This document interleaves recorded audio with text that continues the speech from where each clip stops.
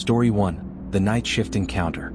My name is Marcus, and I need to tell you about 3 experiences that changed my life forever. They're all connected, even though it took me years to realize it. I used to work the graveyard shift at a 24-hour gas station on Route 47, about 30 miles outside of Portland. This was back in 2019, before everything got so corporate and automated. The place was old school. No fancy security cameras, just one flickering light in the parking lot and a cash register that jammed every other transaction. The owner, Mr. Kowalski, was this ancient Polish guy who barely spoke English and cared even less about modernizing the place. He'd hired me because I was desperate and willing to work nights for minimum wage. The job itself was mind-numbingly boring. Most nights, I'd see maybe 5 customers between midnight and 6 a.m. Truckers mostly, occasionally a lost tourist, sometimes nobody at all for hours. I'd spend the time reading, watching movies on my phone, anything to keep from losing my mind to the oppressive silence and the constant buzzing of those old fluorescent lights that made everything look sickly and yellow. It was a Tuesday night in late October when everything started. I remember because I'd just gotten paid and was already planning how to stretch those meager dollars until the next check. The night had been particularly dead, not a single customer since I'd clocked in at 11 p.m. It was pushing 2:30 in the morning when I heard it. Not the door chime, which would have been normal. Instead, I heard tapping. Persistent, rhythmic tapping on the front window. I looked up from my phone, irritated more than anything else. What I saw made my blood run cold. There was a woman standing outside, maybe in her late 20s or early 30s, wearing what looked like a hospital gown. Her hair was matted and tangled, hanging in clumps around her face. But what really got me were her hands. They were pressed against the glass, and her fingers were tapping in this weird, almost mechanical pattern. Tap, tap, tap. Pause. Tap, tap, tap. Over and over again. She wasn't looking at me. Her eyes were fixed on something beyond me, staring at the back wall of the store with this blank, vacant expression that reminded me of a sleepwalker. I stood there for what felt like an eternity, just watching her tap on the glass. Part of me wanted to call out, to ask if she needed help, but something deep in my gut screamed at me to stay quiet, to not draw her attention. Finally, I worked up the courage to move. I slowly walked toward the door, my hand hovering over the lock. That's when she finally looked at me. Her eyes snapped to mine so suddenly that I actually flinched. They were completely bloodshot, the whites barely visible, and there was this intensity in them that was deeply unsettling. She stopped tapping, and for a moment we just stared at each other through the glass. Then she smiled. It wasn't a normal smile. Her lips pulled back too far, revealing teeth that looked wrong somehow, too many of them or arranged strangely, I couldn't quite tell in the harsh fluorescent light. She raised one hand and placed it flat against the glass, fingers spread wide. I could see now that her palm was covered in what looked like dirt or dried blood. Maybe both. "Let me in," she said. Her voice was muffled by the glass, but I heard it clearly enough. It was flat, emotionless, like she was reading from a script. "I need to use your bathroom. Let me in." Every instinct I had was telling me not to open that door. I shook my head slowly, taking a step backward. Her smile didn't falter. If anything, it seemed to widen. "Let me in," she repeated, her voice taking on a more insistent tone. "I know you're supposed to help customers. I'm a customer. Let me in." I found my voice, though it came out shakier than I would have liked. "We're closed for cleaning. You need to leave." It was a stupid lie. The lights were all on, the open sign was glowing in the window, and she could clearly see me standing there. But it was all I could think of. She tilted her head to one side, studying me with those horrible bloodshot eyes. Then, without warning, she started pounding on the glass with both fists. The sound was deafening in the quiet night, and I stumbled backward, nearly tripping over my own feet. "Let me in. Let me in. Let me in." She was screaming now, her face contorted with rage, spit flying from her mouth and hitting the glass. The whole window was shaking with each impact, and I was terrified it was going to shatter. I ran back to the counter and grabbed my phone, dialing 911 with trembling fingers. The dispatcher answered, and I tried to explain the situation as clearly as possible while this woman continued to beat on the window and scream. The dispatcher told me police were on their way and to stay inside and keep the doors locked. As if I needed to be told that. I kept my eyes on the woman, watching her assault the window with a ferocity that didn't seem human. Her hands had to be hurting, I could see smears of blood starting to appear on the glass, but she didn't slow down. Then, just as suddenly as it had started, she stopped. She stood there, chest heaving, hands hanging limply at her sides. Blood dripped from her knuckles onto the pavement. She looked at me one more time, and I swear to God, her expression was completely calm again, almost serene. "You should have let me in," she said quietly. "They're coming for you now. They know you saw me." Before I could process what she'd said, she turned and walked away into the darkness beyond the parking lot. Just walked away like nothing had happened, disappearing into the tree line across the road.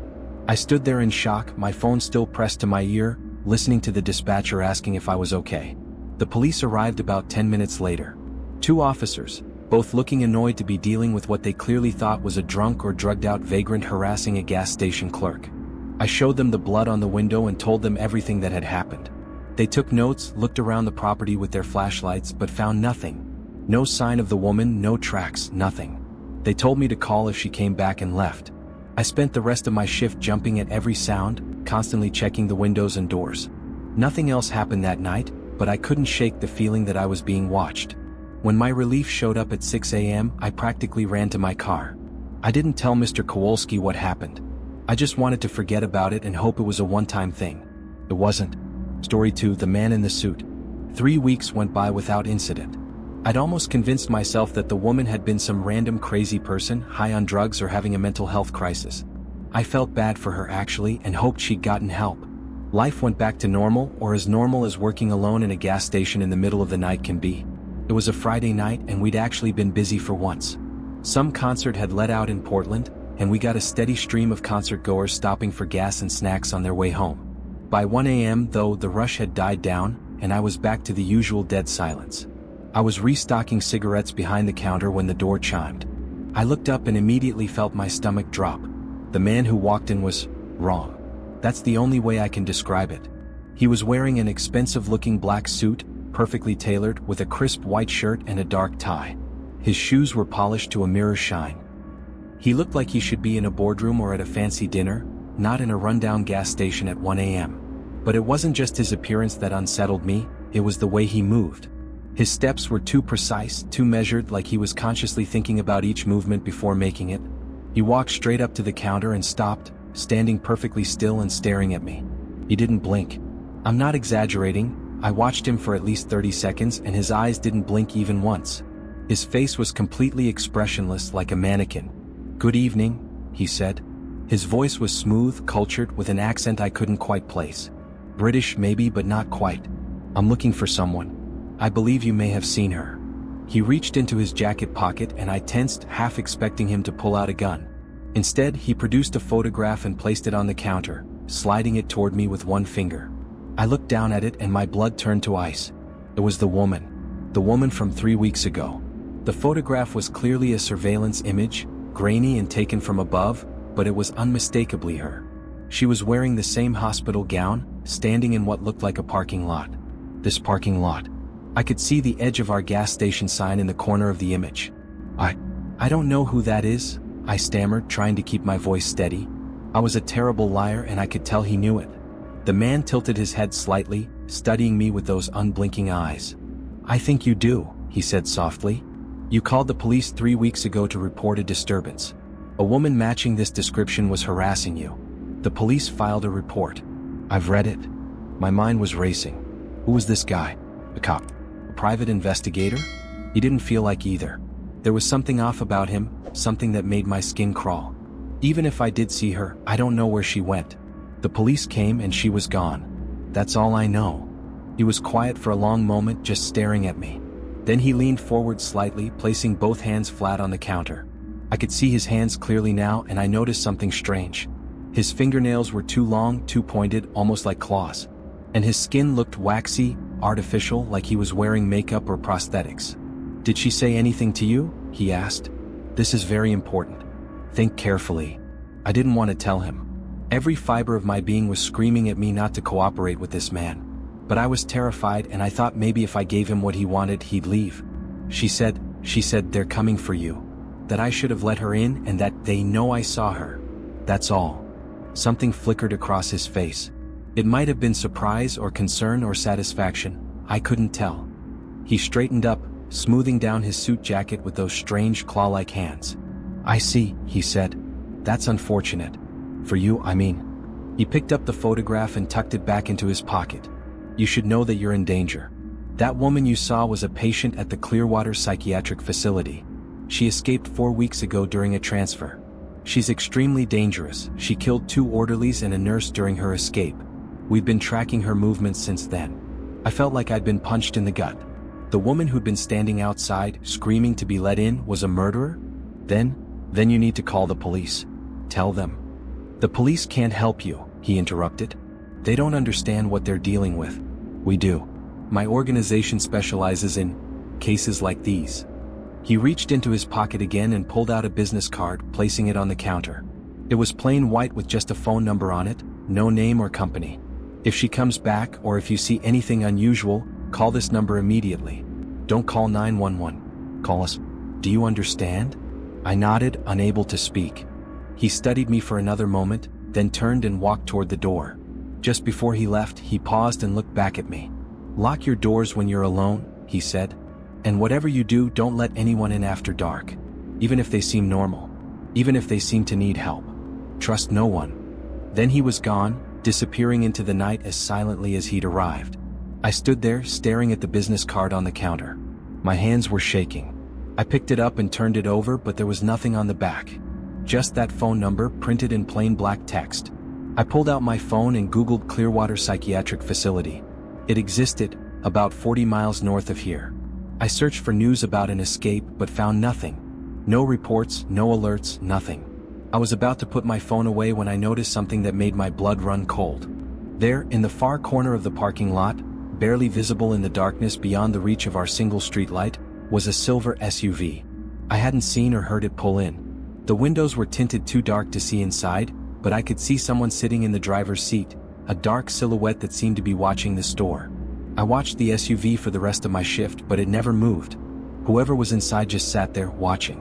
When my relief arrived at 6 a.m., I pointed out the SUV to him and asked if he knew anything about it. He looked at me like I was crazy. There was no SUV in the parking lot. I looked again and he was right. It was gone. It had vanished without a sound. That was when I started to realize I was in serious trouble.